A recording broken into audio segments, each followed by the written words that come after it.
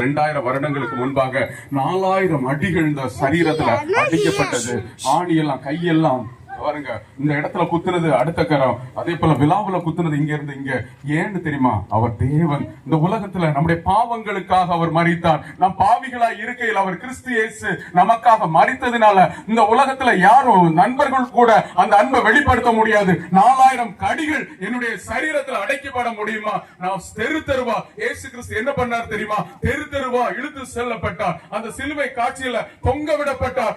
ஏனென்றால் நம்முடைய பாவத்திற்காக, நம்முடைய குடிக்காக, நம்முடைய ஸ்தோத்திரம் தரித்திரத்திற்காக அவர் சிலுவையில் அறையப்பட்டார். அந்த இயேசு கிறிஸ்துவின் சாயல்ல இன்றைக்கு நீங்களும் நானும் இந்த உலகத்துல வாழ்ந்து கொண்டிருக்கிறோம். ஆனாலும் நமக்கு தெரியல.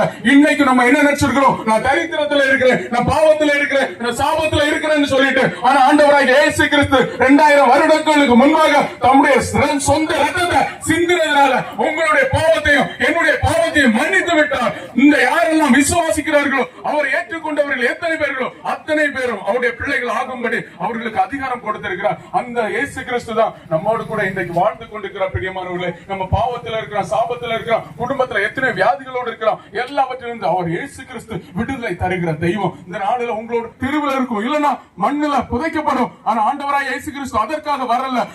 அவரோடு கூட இந்த கடவுள் எப்படின்னா நம்ம இந்த உலகத்தில் மரித்த பிறகு அவரோடு கூட நம்ம வாழ்வதற்காக தான் அந்த நித்திய ஜீவனை கொடுத்திருக்கிறார். அந்த நித்திய ஜீவனை யாரும் இழந்து போக கூடாது என்று சொல்லிதான் அவர் இந்த இடத்துல வந்து அவருடைய காட்சி பாருங்க. 2000 வருடங்களுக்கு முன்பாக அந்த அடிக்கப்பட்ட அதே இயேசு கிறிஸ்துவின் வல்லமை இந்த நாளைக்கு இருக்கிறது. யாரெல்லாம் விசுவாசிக்கிறார்களோ, யாரெல்லாம் அவரை பெற்றுக் கொள்கிறார்களோ, இருதயத்தில் விசுவாசித்து அவரை ஏற்றுக்கொள்கிறார்களோ, அவர்களுக்கு நித்திய ஜீவன் உண்டு, அவர்களுக்கு விடுதலை உண்டு. பாவத்திலிருந்து சாபத்திலிருந்து இயேசு கிறிஸ்துவால் மாத்திரம் விடுதலை தர முடியும். நீங்க விசுவாசித்து பாருங்க. இந்த உலகத்தின் வாழ்க்கையில நீங்க ஆசீர்வதிக்கப்பட்டவர்கள். அதே போல நம்ம இந்த உலகத்தை விட்டு கடந்து போகும் பொழுது